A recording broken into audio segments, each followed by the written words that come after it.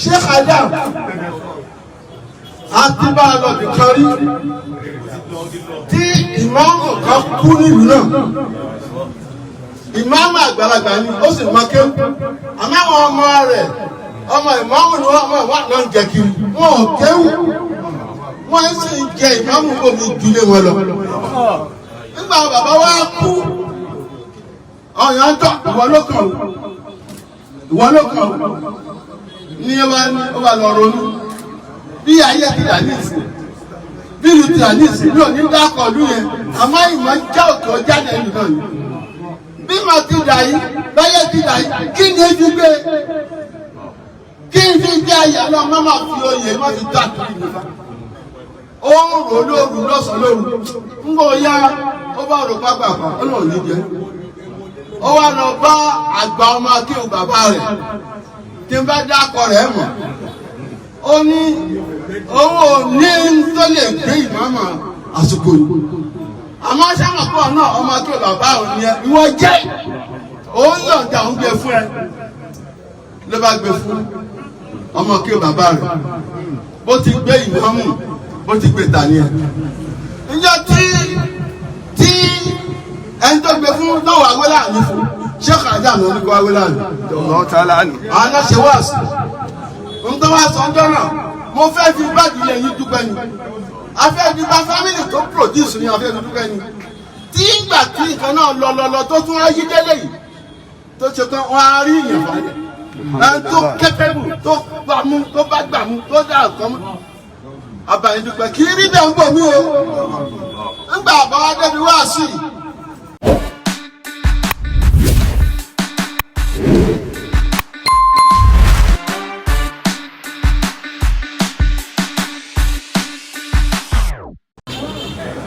بسم الله الرحمن الرحيم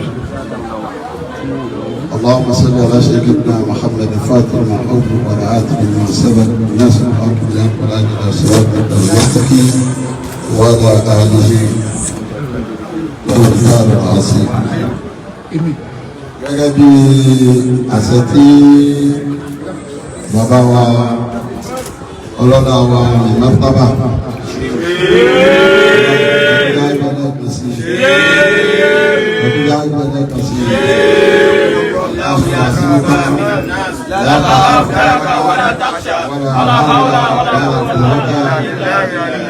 gẹ́gẹ́ bí àṣẹ tí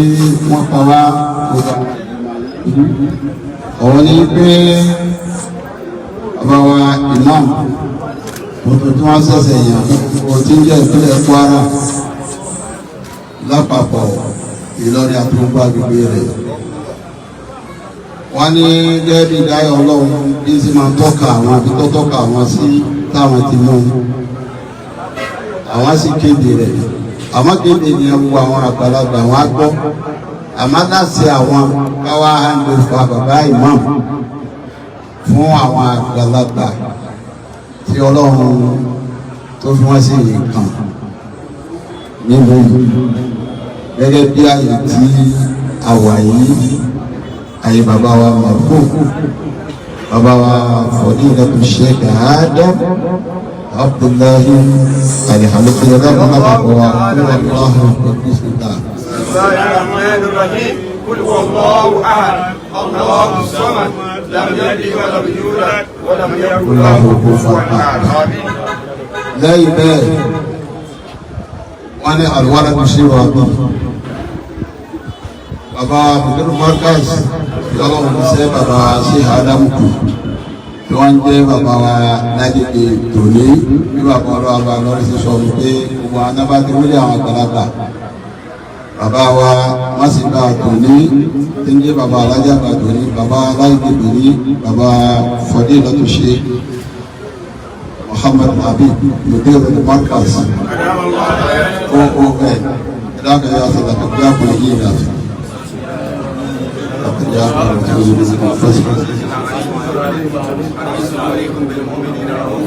الله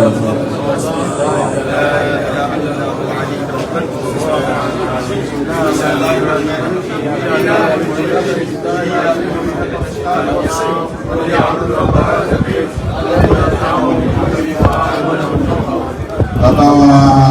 wàyí sùn kọ́ra lákàjá bàbá fọdílẹ̀ tó ṣe kí yóò tún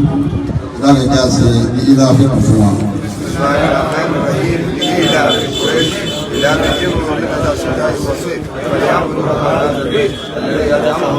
Abẹ́lẹ́nu bàbá mọ́mọ́ aláya bàbá wa Professor Hamza ẹ̀ka gbogbo àwọn àgbàlagbà ìmọ̀ àtẹ̀yìn àkà.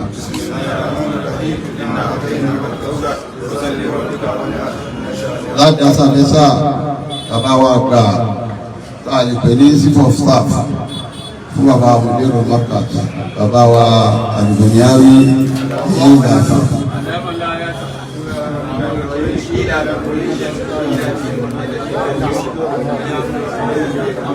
Gẹ́gẹ́ bí àti àpapọ̀ wa bàbá wa Jọ́sẹ̀ àrùn bàbá wa alákàsíbá bàbá Professor Dimba alákẹ́sùmọ́ tó sí o bàbá rẹ̀ ìbándóná bàbá Dr. Hussein oníkàwọn tó gẹ́gẹ́ àti àti bàbá wa ní Mákàbá alákẹ́sùmọ́ sẹ́sẹ̀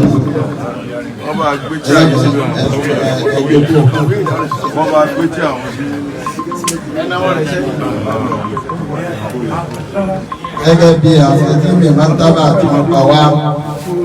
ẹgbẹ́ ká wá máa ń tó fa bàbá wa imam fún bàbá wa Mọ̀lánà Sheikh Adam tí bàbá wa Mudiru Markaz ń jẹ́ àlífà wọn tí bàbá wọ̀nyí sùn ní káàbà wá ń dá fún bàbá Mudiru Markaz láì ta wàyí akọ̀wọ́n kọ̀ọ̀kan.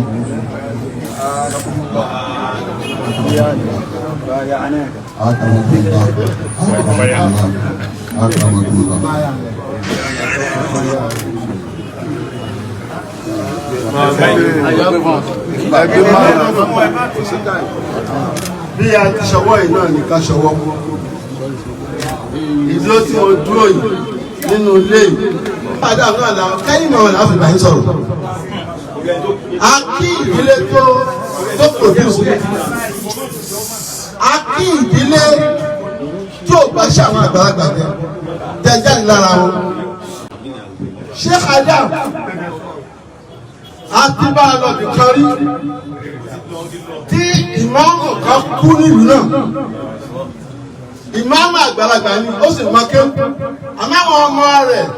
ọmọ ìmáàmù ni wọ́n wà lọ ń jẹ kiri. Wọ́n ò kéwù. Wọ́n sì ń jẹ ìmáàmù omi ìdílé wọn lọ. Nígbà bàbá wa kú ọ̀yàn ń tọ́ ìwọ ló kàn ní ó wà lọ ronú bí ayé ti dà ní ìsìn bí ìlú ti dà ní ìsìn ní òní dákọ̀ ọdún yẹn àmọ́ ìmọ̀ já òkè ọjà náà ìlú náà yìí bí mo ti dà yìí báyé ti dà yìí kí ni ebi gbé kí n fi jẹ́ ayé náà má má fi oyè má fi dà kiri nípa ó ń rò lóru lọ́sàn-án lóru ń bọ̀ ya ó bá rò pápá kan ó lòun ní jẹ́ ó wá lọ bá àgbà ọmọ akéwù bàbá rẹ̀ tí n bá dákọ̀ rẹ̀ mọ̀ ó ní owó ní tó lè gbé ìmọ̀ọ́mọ̀ àsìkò yìí àmọ́ sáàmùpọ̀ náà ọmọ akéwù bàbá òun ni ìwọ jẹ́ òun yọ̀ǹda òun gbé fún ẹ ló bá gbé fún ọmọ akéwù bàbá rẹ̀ bó ti gbé ìmọ̀ọ́mù bó ti gbé tani ẹ ǹjẹ́ tí ẹni tó gbé fún lọ́wọ́ awélà ní fún Sheikh Adam ní oníkó awélà ní Allah ta'ala ni. àwọn náà ṣe wá sí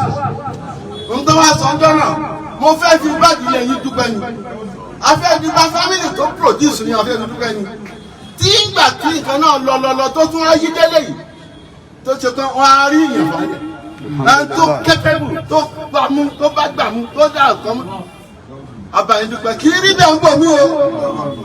ńgbà àbáwá débi wá sí ẹni tá à ń gbé gbé ìmọ̀ mùtà yìí náà òun náà wà ń bẹ̀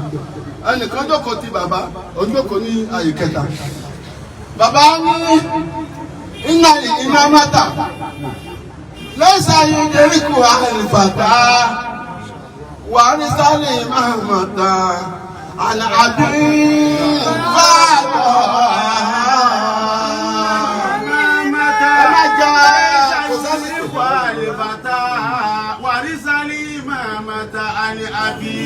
فعدوا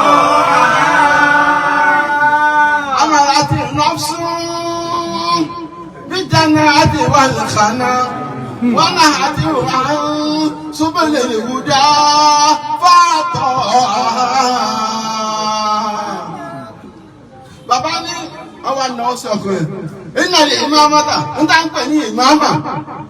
lẹ́sà yóò délé kú àlùfàdà ọmọ kékeré ọmọ tí ń jẹ́ bẹ́ẹ̀ ọmọ kékeré ọmọ pé àtàrí àjànàkú kì í ṣe ẹ̀rọ ọmọdé eléyìí wàrísálì ìmáàmátà àbí ìmáàmátà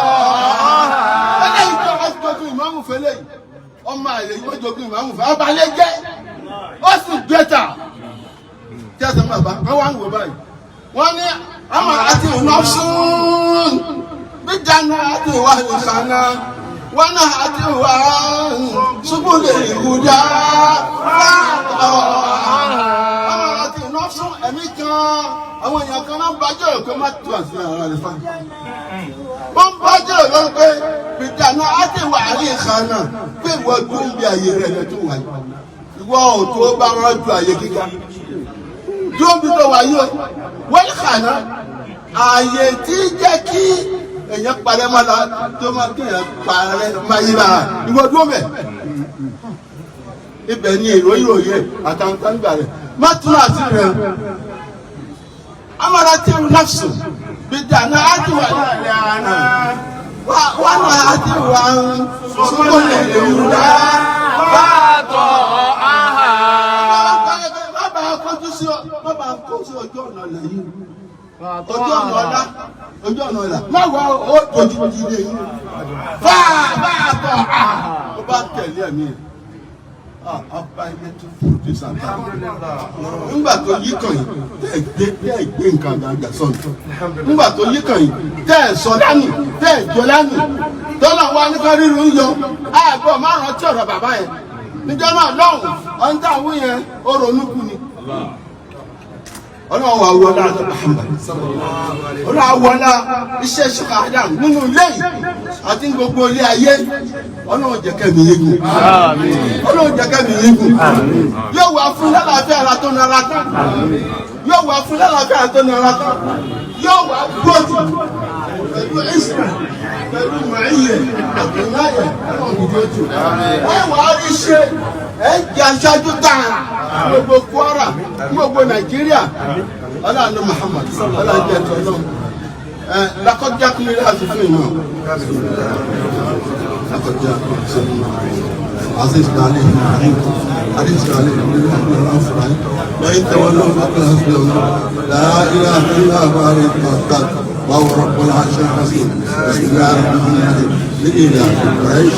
إله تمنى الشتاء والصيف فليعبد رب هذا البيت الذي أطعمهم من جوع adúpẹ́ ní orúkọ ọlọ́lá wa Murtaba wọ́n ní kí a ṣe ilé Áfíríkà fún